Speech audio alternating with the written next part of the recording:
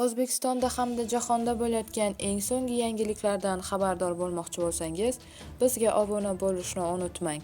O'zbekistonda 20-martdan Temu platformasidan foydalanish cheklanadi. Assalomu alaykum aziz muxlis. Agarda bizning kanalimizda mehmon bo'lsangiz, bizga obuna bo'lishni hamda videolarimiz ostida bir dona like tugmasini bosib qo'yishni unutmang. Soliq qo'mitasi fuqarolardan bugungi kundan boshlab Temu platformasi orqali buyurtma bermaslikni tavsiya qiladi. Agar buyurtma oldinroq amalga oshirilgan bo'lsa, to'lovni qaytarishni tashkil etishi mumkin. O'zbekiston qonunchiligi talablariga muvofiq 20-martdan boshlab Temu platformasidan foydalanish belgilangan tartibda cheklanadi. Bu haqda Soliq qo'mitasi matbuot xizmati xabar berdi.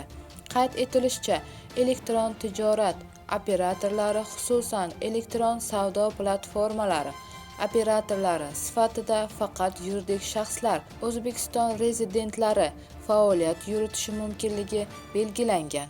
Mamlakatimiz fuqarolariga xizmat ko'rsatuvchi xorijiy elektron savdo platformalari faoliyatini o'rganish jarayonida ayrim elektron savdo platformalari tomonidan O'zbekiston Respublikasining elektron tijorat, chakana savdo, reklama, shaxsiy ma'lumotlarni himoya qilish, iste'molchilar huquqlarini himoya qilish, mualliflik huquqi va turdosh huquqlar sohadagi qonun hujjatlari talablariga rioya etmaganligi aniqlangan.